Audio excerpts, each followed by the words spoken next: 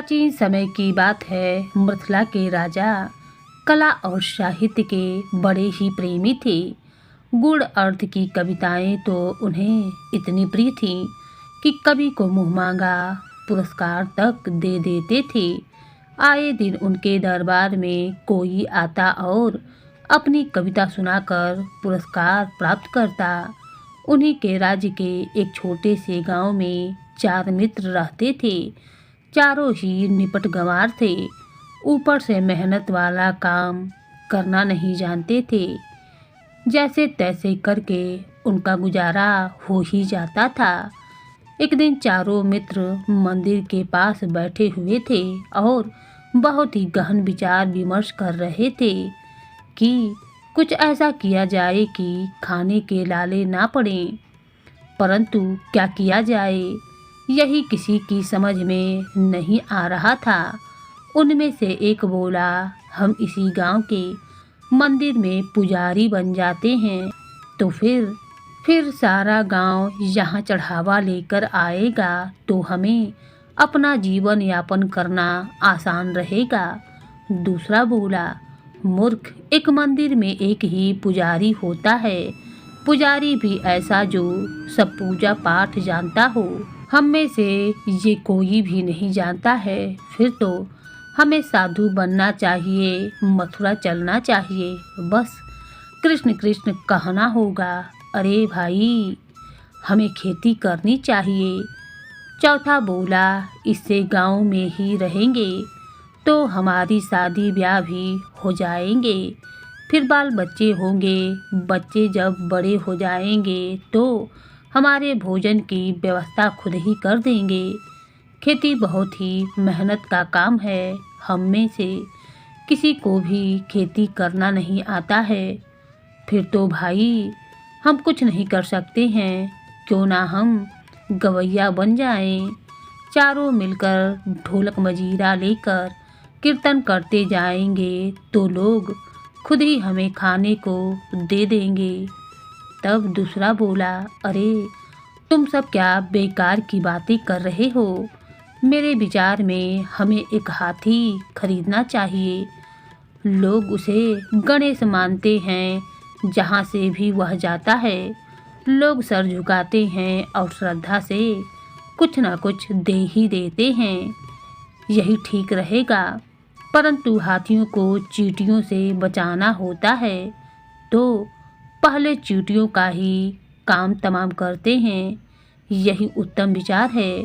पहले चींटियों को मारते हैं तब हाथी लाएंगे।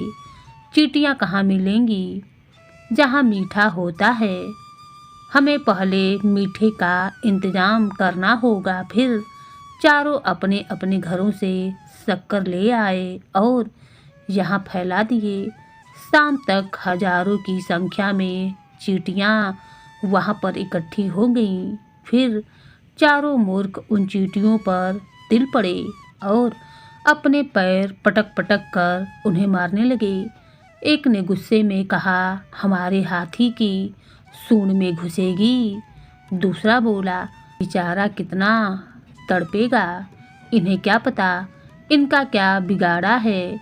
नुकसान तो हमारा होगा और खाओ मीठा। तभी वहाँ से गांव के कुछ लोग गुजर रहे थे। एक ग्रामीण ने आश्चर्य से कहा, अरे यह मूर्ख मंडली अपने कदमों को पटक पटक कर क्या कर रही है। पता नहीं इन गवारों की तो भगवान ही जाने। चलो देखे तो सही। गांव वाले उधर आए तो देखा कि मूर्ख मंडली बेजुबान चींटियों को मार रहे थे। तब वह बोला, अरे मूर्ख, इन चींटियों ने तुम्हारा क्या बिगाड़ा है। अरे नहीं बिगाड़ा तो आगे बिगाड़ सकती हैं या हमारे हाथी की सूंड में घुस सकती हैं। हाथी कहाँ है? हाथी कहाँ है तुम्हारा जजमान? अभी खरीदा कहाँ है? विचार बना ही रहे थे कि इन चींटियों का ख्याल आया। सोचा इन्हीं से पहले निपट लें। तब वह व्यक्ति बोला, अरे भाई, दर्जनों जीव की हत्या क्यों कर रहे हो? कभी तो मूर्खता के इस आवरण से बाहर आओ। अरे भाई, कुछ भक्ति का काम करो, कुछ मेहनत मजदूरी से पैसे कमाओ। भाई इसीलिए तो हाथी खरीदने का विचार किया है। तब वह व्यक्ति बोला, अबे हाथी कोई हल्दी की गांठ है, इतना धन है तुम्हारे पास, चारों हक्के बक्के रह गए। धन तो नहीं है, फिर हाथी कहाँ से खरीद लेंगे। चारों बैठकर विचार करने लगे। यह बात तो सही है। चारों मित्र इसी उधेड़ बुन में बैठे हुए थे कि हाथी खरीदने के लिए धन कहाँ से आएगा। तभी उन्हें लाल बहादुर आता हुआ दिखाई दिया। दरअसल लाल बहादुर के सर पर एक बड़ी सी पोटली थी। वह मस्ती में कुछ गुनगुनाता हुआ आ रहा था। चारों जानते थे कि लाल बहादुर एक नया पुरस्कार और कुछ न कुछ धन लेकर आ ही रहा है। एक ने पुकारा, ओ भैया लाल बहादुर, तनिक इधर तो आओ। कवि महोदय संकेत भाव से उनके पास आए। कवि महोदय ने कहा, तुमने अचानक अकारण पुकारा, अहित तो नहीं कर रहे हो हमारा। एक मूर्ख ने कहा, इस पोटली में पुरस्कार का धन मिला होगा न, और इसको तुम अकेले ही लेकर जा रहे हो। अरे भाई हम चारों में बांट दो। कवि ने दुख जोड़ दी। याद रखो कि राजकवि हूँ मैं, अब सूली पर लटका दूंगा। मानोगे तब अच्छा यह बताओ, एक कविता सुनाने का क्या पुरस्कार मिलता है। यह तो कविता पर निर्भर होता है। कवि ने बताया, कविता गुण अर्थ की हो तो कवि का घर धन से भर जाता है। चारों ने लाल बहादुर को विदा कर दिया। भाई अब तो यही मार्ग सही है धन कमाने का। चलकर दरबार में एक बढ़िया सी कविता सुना देते हैं। दूसरा बोला, हम कहाँ से सुना दें, हमको कुछ आता ही कहाँ है। अरे चलो, चलते चलते कविता तो बन ही जाएगी। चारों चल पड़े। रास्ते भर सोचते रहे परंतु कुछ भी समझ में न आया। रास्ते में चारों एक विशाल गूलर के पेड़ के नीचे से गुजर रहे थे। अचानक एक गूलर का फल टूटकर एक मूर्ख के ऊपर गिर गया। वह अचानक बोल उठा, पक्कर गूलर गिर गयो। दूसरा उत्साह से बोला, अरे वाह, यह तो कविता हो गई, कुछ और जोड़ने पर तो बन ही जाएगी। चारों उसे एक पंक्ति को याद करते करते आगे बढ़ने लगे। रास्ते में एक औरत पीपल के पत्ते तोड़कर ले जा रही थी। दूसरा मूर्ख बोला, लो पीपरी नारी। तीसरे ने कहा, यह तो कविता की पंक्ति बन गई। एक बगीचे में पहुँचे। वहाँ पेड़ों से टूटकर इतनी जामुन जमीन पर गिर पड़ी थी कि जमीन काली नजर आ रही थी। चारों बिन बिन कर जामुन खाने लगे। एक बोला, कितनी जामुन है, सारा दिन बिने तो भी खत्म नहीं होगा, जामुन अंत न पायो। तीसरा साथी बोला, अरे भाई वह मेरे हिस्से का काम भी हो गया, जामुन अंत न पाई। अरे भाई यह तो कविता बन गई। गूलर पक्कर गिर गयो, लाई पीपरी नारी, जामन अंत न पायो। भाई अब तो बात बनती ही नजर आ रही है। एक मूर्ख बोला, अब तो बस इस चौथे जार को कुछ सोचना होगा। मैं भी सोच लूंगा, कुछ नजर तो आने दो। फिर चारों वहाँ से चल पड़े। अब मिथिला नगरी दिखाई देने लगी थी। चौथा अभी तक कुछ सोच नहीं पाया था। तभी उन्हें दो औरतें लड़ाई करती हुई दिखाई पड़ी। उनमें से एक वृद्धा थी और दूसरी जवान थी। चारों वृद्धा के पास पहुंची और उनसे पूछने लगी, आपस में झगड़ने का कारण क्या है? वृद्धा बोली, यह तो मेरी बहू है, सास बहू तो आपस में झगड़ा करती ही हैं, तुम अपना रास्ता नापो। चौथा बोला, बरबस ठानी रार। भाई वाह, हमारी तो कविता पूरी हो गई, चलो अब दरबार में चलते हैं। अब चारों मित्र खुशी खुशी दरबार में जाने के लिए तैयार हो गए थे, क्योंकि उन चारों की पंक्तियाँ तैयार हो चुकी थीं। बस उन्हें दरबार में कविता सुनाने की देरी थी। वे चारों राजमहल में पहुंच गए। चारों मित्र बहुत ही प्रसन्न थे कि वे सब मिलकर एक कठिन काम कर चुके थे। दरबार में बस कविता सुनाने की देरी थी कि राजा उन्हें ढेर सारा पुरस्कार देगा और वे हाथी खरीद लेंगे। जब चारों दरबार में पहुंचे तो दरबार पूरी तरीके से सजा हुआ था। मृतला नरेश अपने सिंहासन पर बैठे हुए थे। तब इन्होंने कहा, महाराज की जय हो। हम चारों संयुक्त कविता के कवि हैं और आज रात दरबार में अपनी बनाई हुई कविता आपको सुनाने की आज्ञा चाहते हैं। महाराज खुश हो गए। कविता तो उनका प्रिय विषय था। महाराज बोले, अवश्य सुनाइए। महाराज, हमें पुरस्कार में इतना धन तो मिल ही जाएगा कि हम हाथी खरीद सकें और अपना जीवन यापन कर सकें। सारे दरबारी यह बात सुनकर हंस पड़े। कवि सभा में पहली बार हुआ था कि कुछ सुनाने से पहले ही पुरस्कार की मांग कर रहे थे। पहले आप लोग अपनी कविता सुनाए तो दरबार में बैठे हुए गोनू झा ने यह बात कही। गोनू झा मृथला के एक बहुत ही जाने माने विद्वान थे। राजा ने उन्हें खास तौर पर अपनी राजसभा में नियुक्त कर रखा था। गोनू झा ने आगे कहा, महाराज स्वयं आप लोगों की कविता का मूल्यांकन करेंगे, वह किसी पुरस्कार योग्य है अथवा नहीं। चारों कवि एक दूसरे का मुंह देखने लगे। गोनू झा समझ गए कि वे कवि तो नहीं हैं, सीधे साधे लोग लगते हैं। वे अपनी कविता की पंक्तियां बोलने लगे। गूलर पक्के गिर गयो, लायो पीपर इनार, जामुन अंत न पायो, बरबस थानी रार। कविता सुनकर राजा के माथे में बल पड़ गए। इस तुकबंदी की कविता का अर्थ उनकी समझ में न आया। वैसे तो वह कविता बहुत ही गूढ़ अर्थ की, रहस्य अर्थ वाली लग रही थी। महाराज ने कहा, कवियों, क्या इस कविता का अर्थ आप बता पाएंगे? चारों बेचारे एक दूसरे को देखकर उदास हो गए। गोनू झा बहुत ही दयालु हृदय के आदमी थे। वह उन चारों की भावनाओं को समझ रहे थे। पुरस्कार की अभिलाषा में जाने कितना सफर तय करके वह बेचारे चले आ रहे थे। ज्यादा नहीं तो कम पुरस्कार ही सही उन्हें अवश्य मिलना चाहिए। इतना सोचकर गोनू झा बोल पड़े, महाराज, यह कविता बड़ी ही गूढ़ अर्थ वाली कविता है। यह चारों लोग जानना चाहते हैं कि क्या इस दरबार में कोई ऐसा महोदय है जो इस कविता का बिल्कुल सत्य अर्थ बता सके? क्यों कवि महाराज, मैंने सही कहा ना? चारों ने सिर हिलाते हुए कहा, हाँ हाँ। अब तो मृथला नरेश उत्सुक होते हुए उस कविता का गूढ़ अर्थ जानना चाहते थे।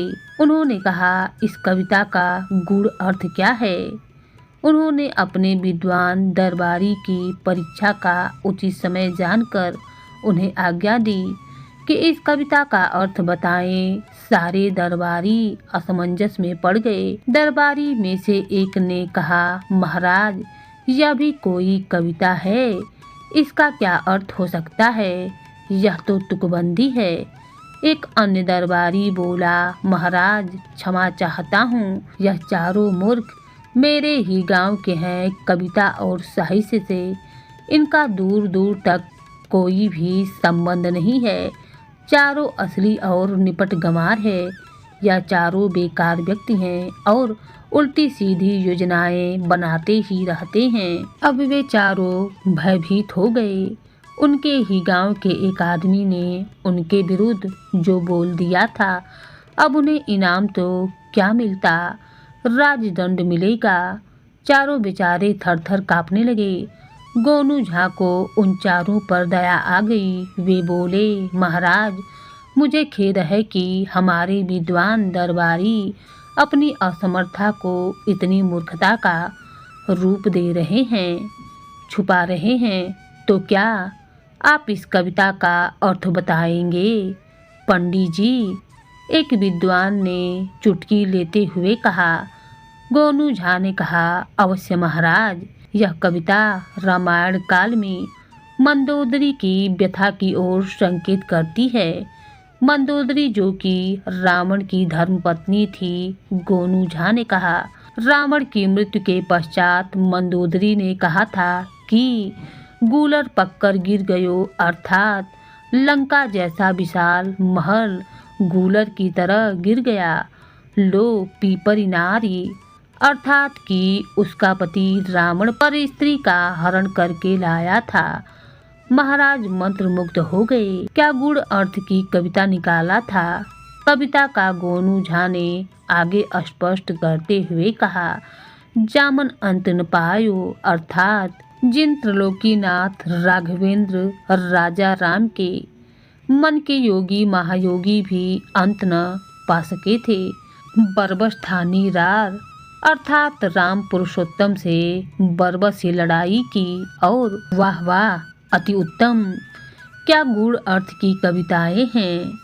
मिथिला नरेश ने कहा, बहुत ही गुड़ अर्थ है और बहुत ही संदेशपूर्ण कविता है यह। इन कवियों को हम पुरस्कार में एक हाथी सहित कुछ धन भी दे देंगे। सभी दरबारी सन्न हो गए। एक तो गोनू झा ने उनकी योग्यता पर प्रश्न चिन्ह लगा दिया था, दूसरे चारों मूर्ख को पुरस्कार भी दिला दिया था। ऊपर से मिथिला नरेश के मन में गोनू झा का सम्मान और भी अधिक बढ़ गया। इस प्रकार गोनू झा ने लाचार मूर्खों की मनोकामना पूरी कर दी और दरबार में स्वयं भी सम्मानित हुए। गोनू झा इसी तरह दरबार में आने वाले जरूरतमंद गरीबों आदि के मदद करते थे, इसीलिए वे सभी के परम प्रिय साथी भी थे। वे चारों मूर्ख अपना इनाम लेकर वापस अपने गांव लौट गए और उन्होंने कसम खा ली कि आज के बाद वह मेहनत से अपना जीवन यापन करेंगे। किसी समय तारापुर गांव में बद्री नाम का एक पंडित रहता था। उसका गोपाल नाम का एक बेटा था जो कि वयस्क हो चला था।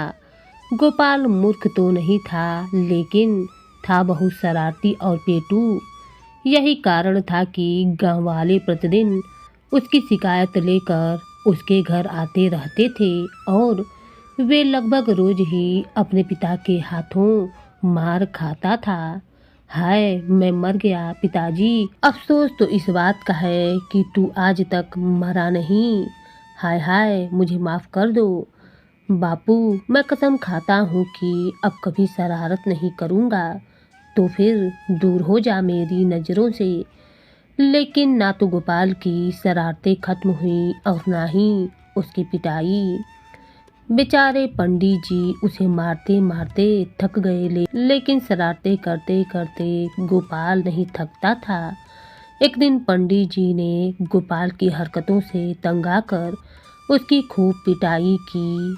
आज मैं तुझे जिंदा नहीं छोड़ूंगा, मुझे और मत मारो पिताजी। मैं वादा करता हूँ कि यह घर ही नहीं बल्कि यह गांव भी मैं छोड़कर कहीं चला जाऊंगा। फिर तुम्हें कभी भी मुझसे कोई शिकायत ना होगी, ठीक है? अगर तू कल ही इस घर से ना गया तो फिर मैं तुझे धक्के मार मार कर इस घर से बाहर निकाल दूंगा। जा अब दूर हो जा मेरी नज़रों से। दूसरे दिन जब गोपाल जाने लगा तो उसका बापू कहने लगा, अरे निकम्मे, यह तो सुबह सुबह बंठन कर कहाँ जा रहा है? तुम भूल गए बापू, कल तुमने मुझे घर छोड़कर चले जाने को कहा था, इसीलिए अब घर छोड़कर जा रहा हूँ। क्या? हाँ बापू, आज के बाद आपको गाँव वालों से मेरे लिए कुछ सुनना नहीं पड़ेगा। अच्छा बापू, मैं जा रहा हूँ। अब मैं आपको तभी शक्ल दिखाऊंगा जब मैं कुछ बन जाऊंगा। अरे नालायक, सुन तो सही। लेकिन गोपाल रुका तक नहीं, कम वक्त चला गया। खैर देखूंगा कितने दिन घर से बाहर रहता है। गोपाल चलते चलते गांव से निकलकर एक जंगल में पहुंच गया। उसे डर लगने लगा। हाय बापू, यह मैं कहाँ आ गया। दूर दूर तक जंगल ही जंगल है। निश्चय ही यहाँ पर शेर चीते भी होंगे। घर से चला था कि कुछ बनकर ही शक्ल दिखाऊंगा, लेकिन लगता है आज मेरी खैर नहीं है। चलो, अब मैं यहाँ आ ही गया हूँ तो आगे बढ़ता हूँ। शायद आगे मेरी फूटी किस्मत चमक जाए। अभी मैं थोड़ी दूर ही गया था कि उसे एक बुढ़ा बाबा दिखाई दिया। वे उनके पास जाकर कहने लगा, बाबा जी, आप इस बियाबान जंगल में क्या कर रहे हैं? क्या आपका इस दुनिया में कोई नहीं है जो यहाँ अकेले बैठे हुए हो? बेटा, मैं भूखा हूँ लेकिन चल नहीं सकता हूँ, इसीलिए यहाँ पर बैठा हूँ। यदि तुम्हारे पास कुछ खाने को हो तो मुझे दे दो, भगवान तुम्हारा भला करेगा। वह सोचने लगा, मेरे पास काफ़ी खाना पड़ा है।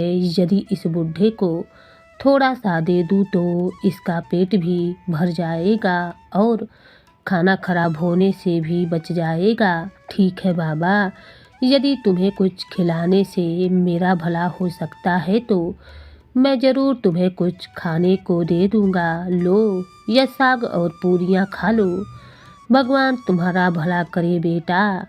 बुढ़ा प्रसन्नतापूर्वक खाने लगा। गोपाल सोचने लगा, चलो जिंदगी में आज पहली बार मेरे हाथों कोई अच्छा काम तो हुआ, वरना आज तक तो लोग मुझे शरारती ही कहा करते थे।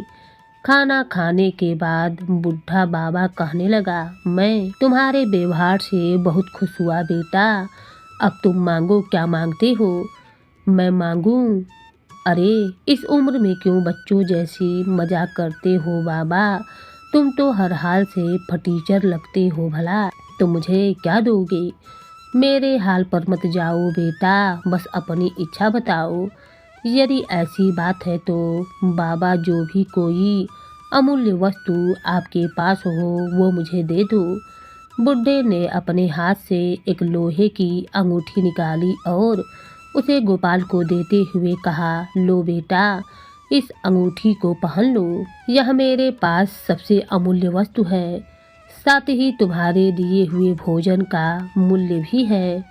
आए, लोहे की अंगूठी। अरे बाबा, लगता है बुढ़ापे में तुम्हारा दिमाग सठिया गया है, तभी तुम इस साधारण सी लोहे की अंगूठी को अमूल्य बता रहे हो।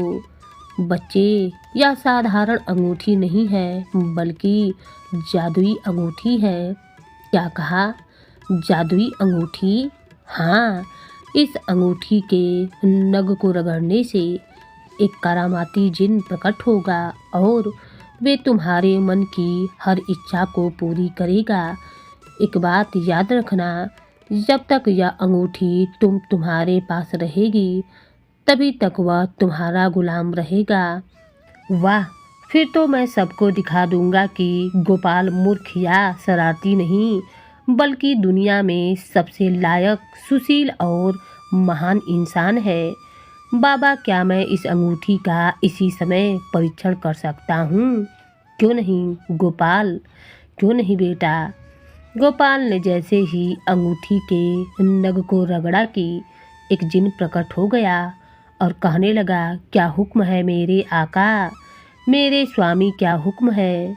यह सुनकर गोपाल कहने लगा, ठहरो जिन भाई, आदेश हम तुम्हें बाद में देंगे, पहले मैं इस चमत्कारी बाबा का धन्यवाद अदा कर दूं। अरे बाबा, कहाँ चले गए? बाबा तो चले गए, जाने दो मुझे, यह कीमती अंगूठी मिल गई है, भला अब मुझे उनसे क्या लेना देना है? प्यारे जिन, मेरे लिए कुछ पकवान और जल लेकर आ जाओ। जो आज्ञा स्वामी, कहकर जिन अदृश्य हो गया, लेकिन फिर वह भोजन के साथ प्रकट हुआ और कहने लगा, भोजन हाजिर है मेरे स्वामी। कमाल है, इतना स्वादिष्ट खाना तुम मेरे लिए लेकर आए हो, अब तो खाने का मजा ही आ जाएगा।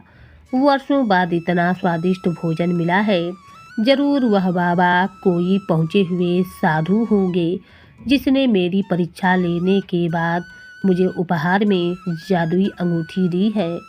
जब गोपाल ने खाना खा लिया तो जिन ने अपनी शक्ति से थालियां गायब कर दी। अब मेरे लिए क्या हुक्म है आका? मेरे स्वामी, प्यारे जिन भाई, क्या तुम मुझे काशीपुर मेरी बुआ के घर पहुंचा सकते हो? उनसे मिले काफ़ी दिन हो गया है। क्यों नहीं स्वामी, क्षण भर रुकिए, मैं अभी आपके सवारी का प्रबंधन करता हूँ, कहकर जिन ने अपना हाथ हवा में घुमाया और कुछ मंत्र पढ़ने लगा। अगले ही पल, लीजिए स्वामी, आपकी यात्रा का प्रबंधन हो गया। आप इस चमत्कारी कालीन पर बैठ जाइए, फिर देखिए इसका कमाल। गोपाल के कालीन पर बैठते ही जिन भी उसके साथ कालीन पर बैठ गया। फिर जिन ने न जाने कौन सा मंत्र पढ़ा कि कालीन हवा में उड़ चली। वाह जिन भाई, तुमने तो कमाल ही कर दिया। इतनी तेज रफ्तार से तो कोई पक्षी भी नहीं उड़ सकता है।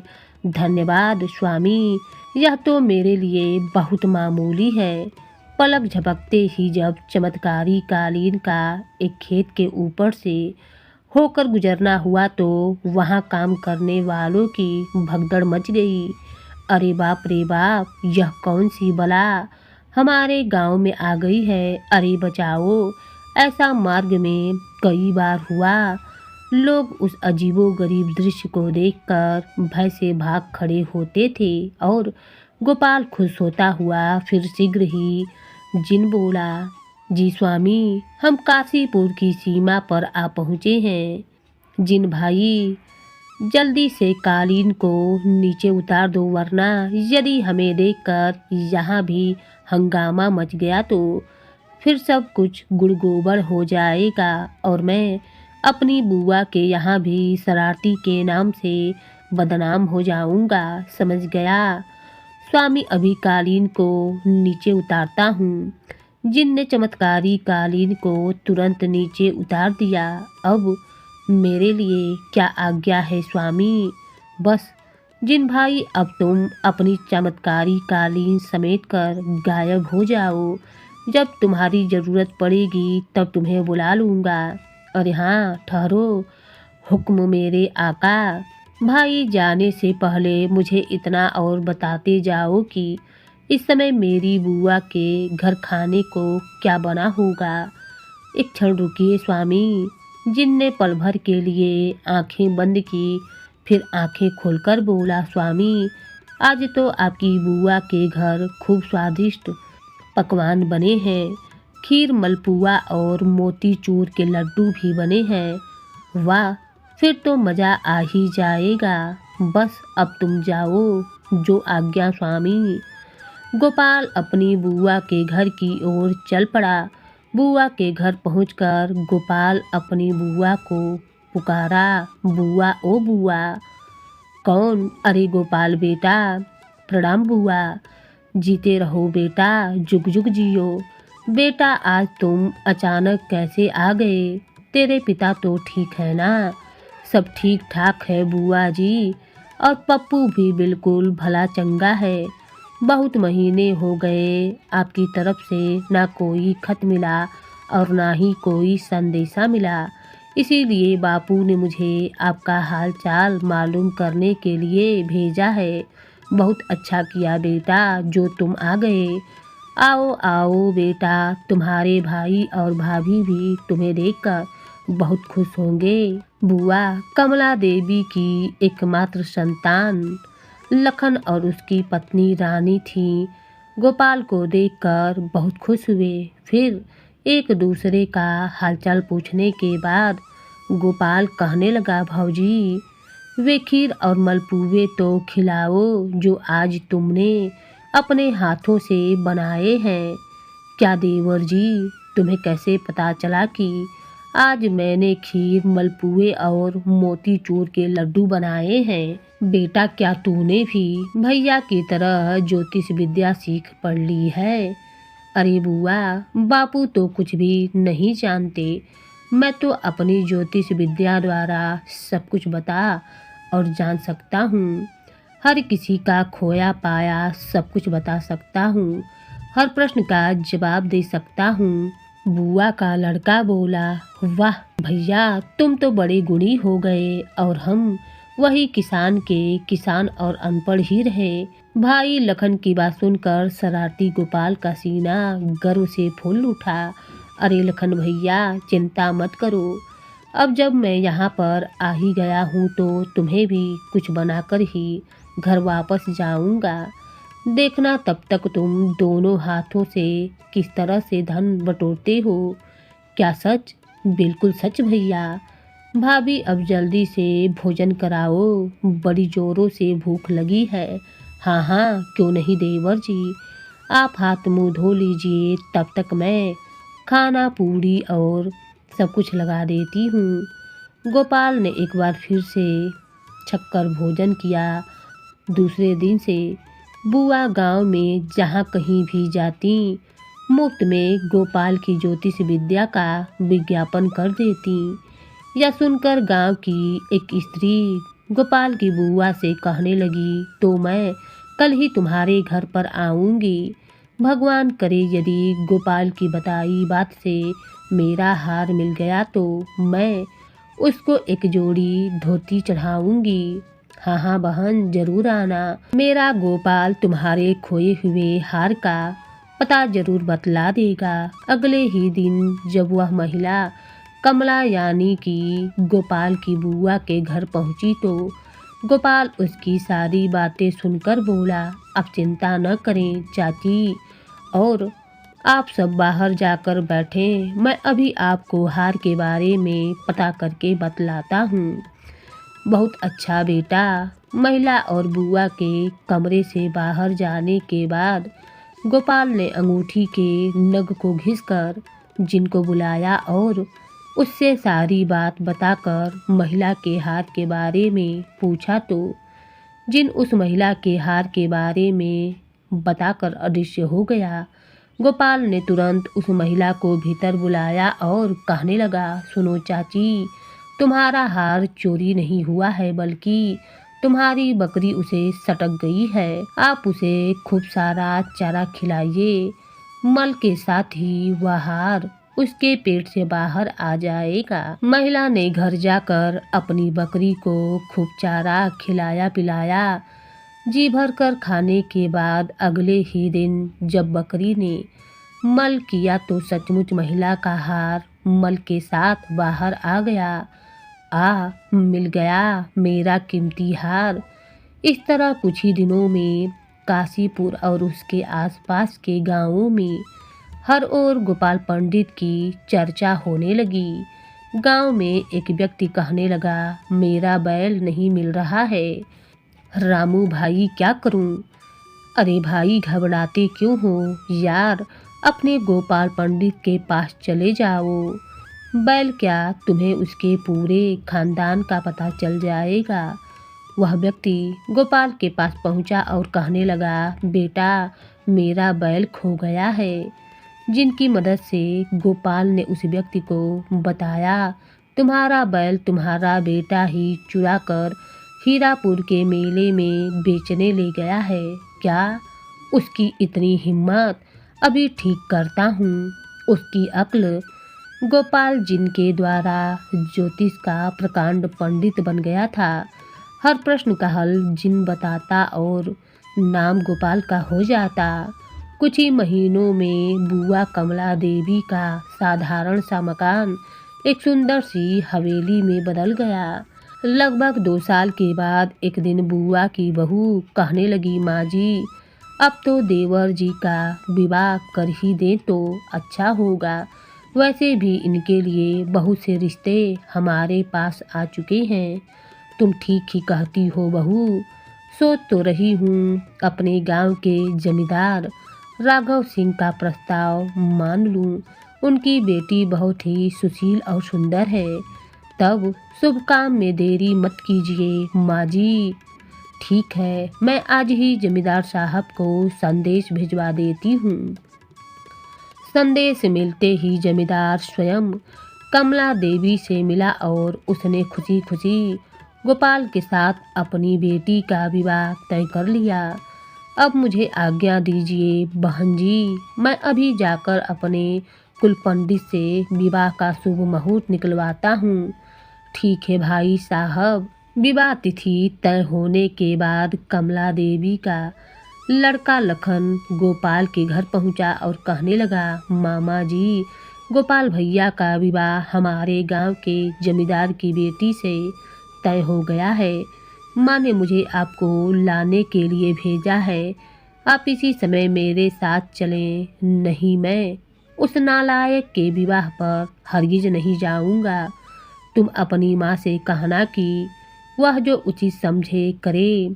लखन के काफ़ी समझाने बुझाने पर भी गोपाल के पिता नहीं माने। उसने कहा, गोपाल बहुत गुणवान और सुधर गया है। जब मामा जी गोपाल के विवाह पर जाने के लिए तैयार नहीं हुए तो लखन वापस लौट गया और बिना पिता की मौजूदगी में ही गोपाल का विवाह बड़ी धूमधाम से संपन्न हुआ। कुछ ही दिनों पश्चात गोपाल अपनी पत्नी से कहने लगा, प्रिय भानुमती, हमें स्वयं चलकर बापू से आशीर्वाद लेना चाहिए। हो सकता है तुम्हें देखकर उनका गुस्सा दूर हो जाए। हाँ जी, मैं भी आपसे यही कहना चाहती थी। जो भी हो, वे हमारे बड़े हैं, इसीलिए हमें उनसे माफ़ी मांगने में कोई संकोच नहीं होना चाहिए। तय रहा, हम दोनों कल ही बापू के पास चल रहे हैं। मैं आज ही बुआ से कह दूंगा। नहीं, परसों चलेंगे। परसों मंगलवार है और मंगलवार शुभ दिन होता है और मंगलवार के दिन अपनी बुआ से विदा लेने के बाद वे अपने ससुर के पास विदा लेने के लिए जाने लगा तो उसका ससुर बोला, बेटा गोपाल, अच्छा होता यदि तुम पैदल जाने की जिद छोड़कर कुछ मजदूर और पालकी ले जाते। कम से कम सफ़र तो आराम से कट ही जाता। नहीं पिताजी, हम पैदल ही जाएंगे। फिर मैं ज्योतिष हूँ और अच्छी तरह जानता हूँ कि मुझे यह सफ़र किस तरह तय करना चाहिए। ठीक है बेटा, जैसा तुम उचित समझो। हम सबका आशीर्वाद तुम्हारे साथ है।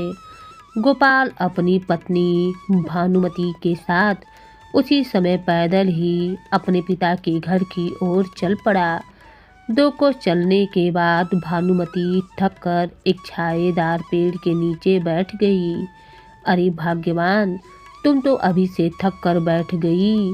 अभी तो हमें 2 दिन और 2 रात का सफ़र और तय करना है। उठो।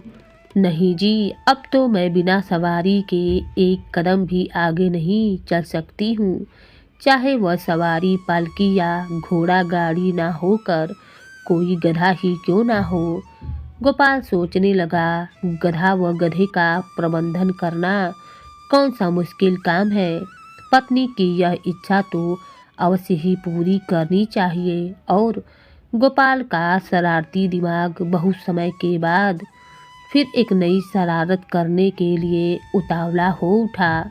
वह एक नई शरारत की योजना बनाकर बोला, ठीक है प्रिय, जब तुम पैदल नहीं चलना चाहती हो तो यहीं बैठकर कुछ देर सुस्ता लो। तब तक मैं जरा सामने वाले पोखर में नहा धोकर आता हूँ। ठीक है स्वामी, जाइए। गोपाल पोखर की ओर बढ़ गया और सोचने लगा, अब मैं गधा बनकर भानु से जरा नोक झोंक करूँगा। कम से कम सफ़र में कुछ तो चूहड़बाजी होनी चाहिए। फिर पत्नी से छेड़छाड़ करना कोई शरारत थोड़ी ही कहलाता है। गर्मी बहुत है, पहले नहा लूँ फिर गधा बनूंगा। गोपाल पोखर में उतर गया और खूब जी भर कर नहाने धोने लगा। वाह, सारी थकान उतर गई। अब यही जिनको बुला लेता हूँ, वरना बाहर किसी की दृष्टि मुझ पर पड़ गई तो अंगूठी का भेद खुल जाएगा। गोपाल ने अंगूठी रगड़ी, तुरंत जिन हाजिर हुआ। क्या हुक्म है मेरे स्वामी? जिन भाई, मुझे इसी समय गधा बनाकर अदृश्य हो जाओ। गोपाल को उसी समय गधा बनाकर जिन अदृश्य हो गया। यह हुई न बात, अब बाहर निकलूं, लेकिन गोपाल के हाथ की अंगूठी ने जब गधे के खुर का रूप धारण किया तो उसकी जादुई अंगूठी पानी में गिर गई।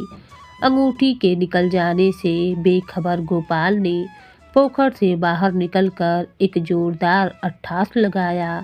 ढेंचू ढेंचू आए, यह मेरी जगह गधी की आवाज कैसे मेरे मुंह से निकल रही है। तुरंत गधी रूपी गोपाल का ध्यान अपने अगले पैरों की ओर गया। हे भगवान, मेरी अंगूठी कहाँ चली गई? जरूर वह पोखर में ही कहीं गिर गई होगी। हाय हाय, अब मैं क्या करूं? अब क्या होगा? अब मैं दोबारा इंसान कैसे बनूंगा? गोपाल अब अपनी शरारत पर आंसू ही बहा सकता था, सो बहाने लगा।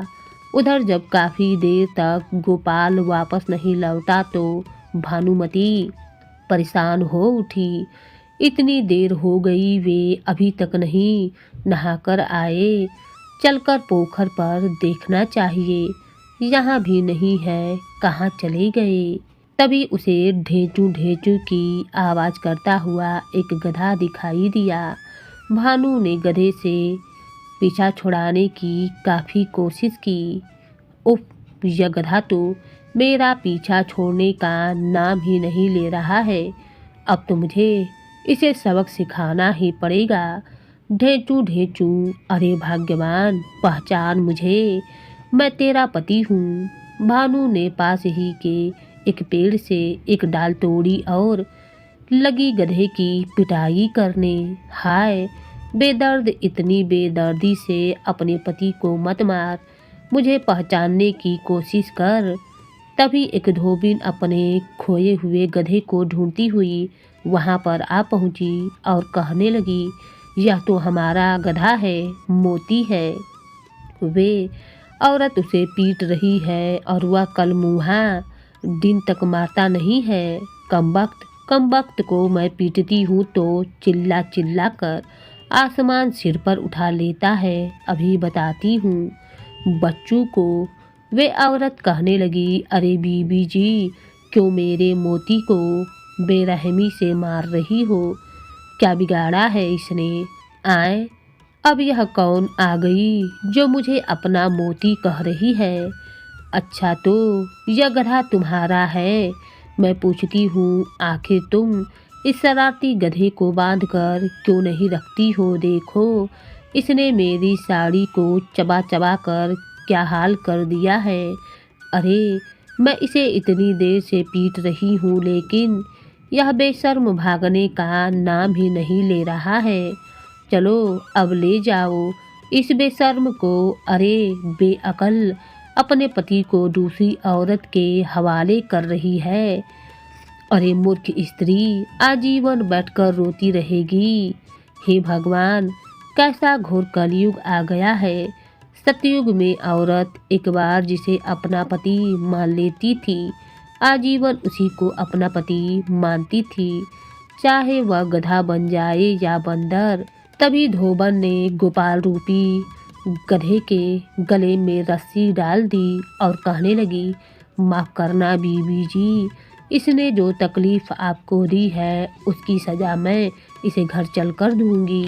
लेकिन आप कौन हैं और इस बिया बिरान जंगल में अकेली कैसे भटक रही हैं? तुमने काशीपुर के नए पंडित जी का नाम सुना होगा न? मैं उनकी पत्नी हूँ और उन्हीं के साथ उनके गांव जा रही थी। फिर भानुमती ने सारी बात बता दी।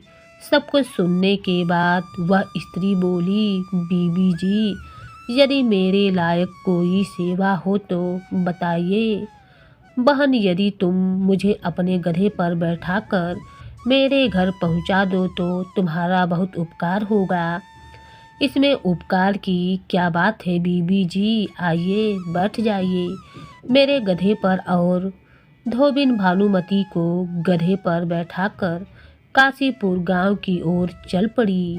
चलते चलते गोपाल सोचने लगा, हाय, मैंने तो भानु से मजाक करने की सोची थी, क्या मालूम था कि गधा बनकर मुझे उसे अपनी सवारी भी करनी पड़ेगी। धोबन ने भानु को उसके पिता के घर पहुंचा दिया और स्वयं गोपाल को लेकर अपने घर वापस लौट गई। भानु अपने पिता से रोते हुए कहने लगी, पिताजी यह क्या हो गया? वे मुझे इस तरह छोड़कर क्यों चले गए? धैर्य रखो बेटी, धैर्य रखो। मैं चारों तरफ उनकी खोज करवाता हूँ। मुझे विश्वास है कि वह जल्दी हमें मिल जाएंगे। जमींदार ने कमला बुआ के घर भी सारी खबर भिजवा दी। उधर धन्नो धोबन के घर के बाहर रस्सी से बंधा गोपाल अपनी मूर्खता पर आंसू बहाए जा रहा था। हाय, मैंने अपनी शरारत से अपना क्या हाल बना लिया है। अगर बड़ों का कहा माना होता तो मौज की जिंदगी जी रहा होता। मैंने ससुर और सासू जी की बात न मानकर बहुत बड़ी भूल की है। हमेशा शरारत करके दूसरों को परेशान करता रहा। हाय हाय, अब मैं क्या करूं? तभी धोबन उसे देखकर कहने लगी, अरे मोती, यह तू धूप में बैठकर आंसू क्यों बहा रहा है? क्या तुझसे छाया में नहीं बैठा जाता? आखिर तू रहेगा गधे का गधा ही। ना धोबिन का इतना कहना था कि गधा उठकर छाया में जा बैठा। यह देखकर वह सोचने लगी, अरे वाह, अपना मोती तो अब वास्तव में बड़ा समझदार हो गया है। कितनी जल्दी मेरी बात समझ जाता है।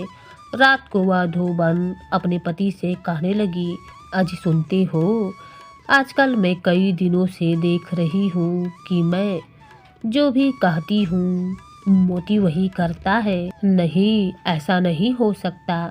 अपना मोती बड़ा ही अड़ियल और शरारती है।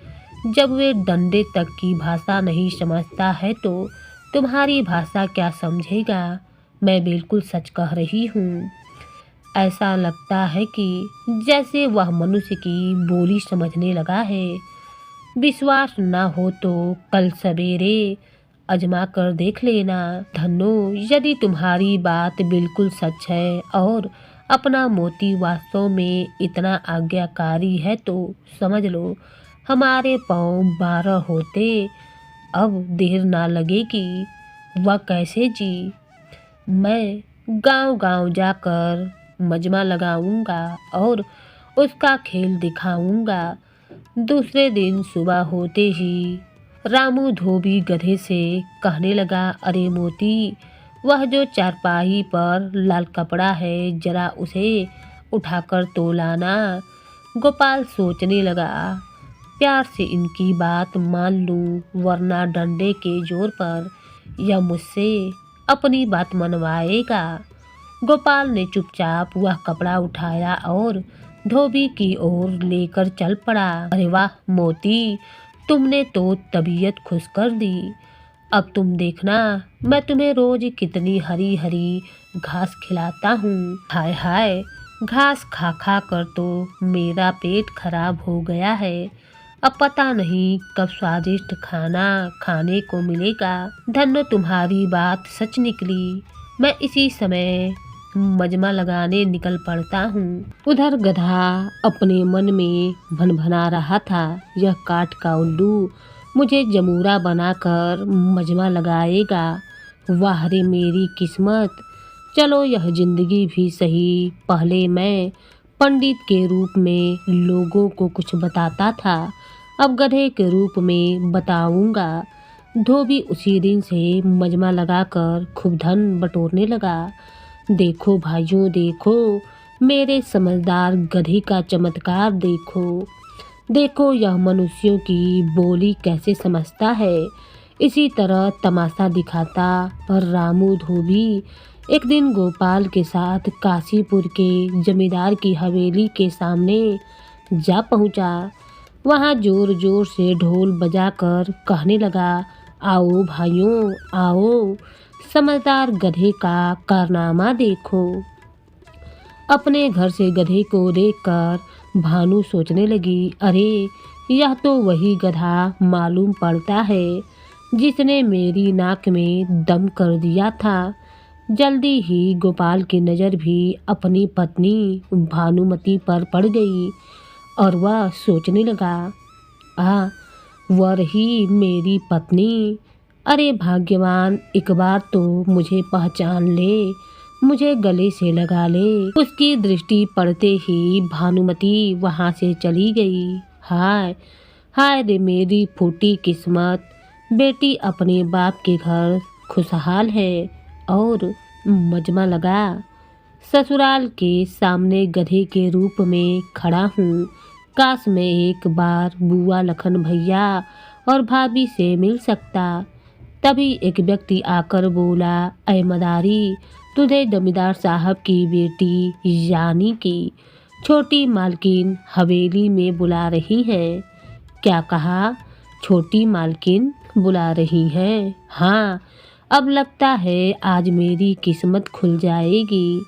चलो भाई चलो। हवेली के अंदर पहुंचकर मदारी कहने लगा, प्रणाम मालकिन। गोपाल भी ढेंचू ढेंचू करके कहने लगा, प्रणाम पिताजी। तब जमींदार बोला, मदारी, हम तुम्हारा तमाशा देखना चाहते हैं, अभी लीजिए मालिक। अरे जमूरे, तू छोटी मालकिन के पास कहाँ जा रहा है? चल इधर आ। लेकिन गोपाल ने आगे बढ़कर भानुमति की साड़ी का पल्लू अपने मुंह में दबा लिया। भानुमति कहने लगी, अरे मोती, तू अभी तक मुझे नहीं भूला, मेरी साड़ी फिर से पकड़ ली तूने। भला तूने मुझे कैसे पहचान लिया? गधा मन में कह रहा था, मैं तुम्हें कैसे भूल सकता हूँ प्रिय, तुम्हारी वजह से ही तो मेरी यह हालत हुई है। तब तक धोबी चिल्लाया, अरे मोती के बच्चे, छोड़ मालकिन की साड़ी, वरना रहने दो मदारी, मुझे इससे कोई शिकायत नहीं है। अरे मालकिन, इस समझदार गधे के लिए घास तो ले आओ। आए मेरा भाग्य, मेरी ही पत्नी आज मुझे घास खिला रही है, वो भी मेरे ही ससुराल में। नौकर ने घास लाकर गधे के सामने डाल दी। मजबूर होकर गोपाल को वह घास खानी पड़ी। खा ले बेटा खा ले, तो ससुराल का ही मजा। फिर भानुमति ने काफ़ी सारा धन देकर रामू को विदा किया।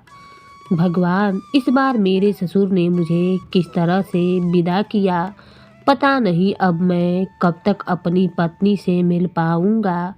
अब धोबी धोबन के दिन बड़े आनंद से गुजर रहे थे। एक दिन धोबी ने धोबन से कहा, सच धन्नो, मोती की वजह से तो हमारे दिन ही फिर गए हैं। घर में किसी चीज की कोई कमी ना रही। अजी, तभी तो मैं भी मोती का खूब ध्यान रखती हूँ और उसे पेट भरकर घास खिलाती हूँ। यह सुनकर गोपाल सोचने लगा, अरे धोबन और धोबी के बच्चे, मौका आने दो। एक दिन मैं भी रस्सी तोड़कर भाग न गया तो मेरा भी नाम गोपाल पंडित नहीं। देखना जल्दी ही तुम दोनों फिर लोगों के कपड़े धोते फिरते रहोगे। और एक दिन जब रामू गोपाल को लेकर मजमा करने जा रहा था तो गोपाल को भागने का मौका मिल गया। उसने झटके से रस्सी छुड़ाई और भाग निकला। अरे अरे मोती के बच्चे, रुक जा। मोती कहाँ भागा जा रहा है? परंतु मोती न रुका, वह भागता ही चला गया। भागता भागता गोपाल उसी घाटी में जा पहुँचा जहाँ उसे अंगूठी वाले बाबा मिले थे। वहाँ पहुंचकर गोपाल कहने लगा, हे भगवान, मेरी रक्षा करो, मेरी गलतियों को माफ़ कर दो। हे प्रभु, या तो मुझे दोबारा इंसान बना दो या फिर दिमाग से भी गधा बना दो।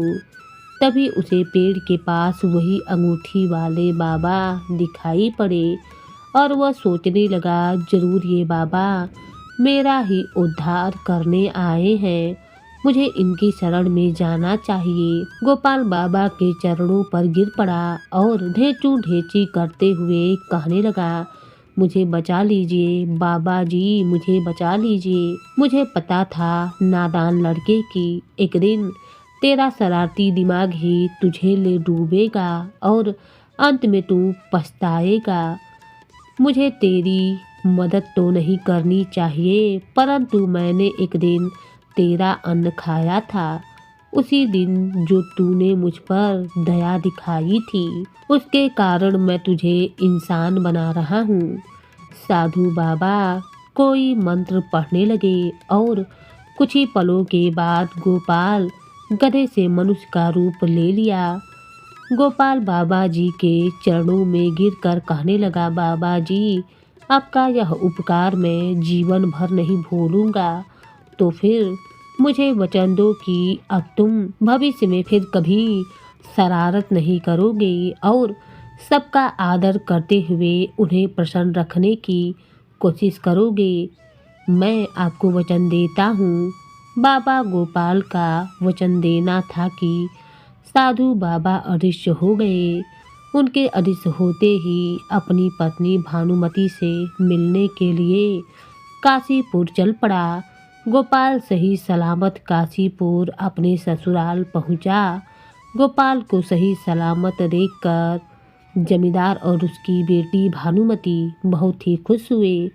जब कमला बुआ और लखन को गोपाल के आने का पता चला तो वे दोनों दौड़े दौड़े जमींदार की हवेली पर पहुँचे। बुआ कहने लगी, बेटा तू कहाँ चला गया था? बस बुआ जी समझ लीजिए कि मैं रास्ता भटक गया था और कहीं का कहीं पहुंच गया था, लेकिन अब बिल्कुल सही रास्ते पर आ गया हूँ। कुछ दिनों के बाद गोपाल अपने ससुर से कहने लगा, अब हमें विदा कीजिए। पिताजी जाओ बेटा, ईश्वर तुम्हें हमेशा खुश रखे। तभी उसकी पत्नी भानुमति कहने लगी, लेकिन अब मैं तारापुर पैदल नहीं जाऊंगी। बिल्कुल नहीं जाएंगे प्रिय, जिस तरह पिताजी हमें विदा करेंगे उसी तरह जाएंगे। जमींदार ने घोड़ी और पालकी आदि देकर बड़ी ही धूमधाम से बेटी और दामाद को विदा किया। जब गांव पहुंचकर गोपाल ने अपने पिता के चरण छुए और कभी शरारत ना करने की कसम खाई तो उसके पिता ने प्यार से उसे सीने से लगा लिया। मेरे बेटे, आज मैं तुमसे बहुत खुश हूँ। अब गोपाल में काफ़ी सुधार आ चुका था। वह अब कोई शरारत नहीं करता था, बल्कि लोगों की सहायता करता। अब उसके पिताजी भी उससे काफ़ी प्रसन्न रहते। इस तरह से गोपाल के दिन सुख से कटने लगे।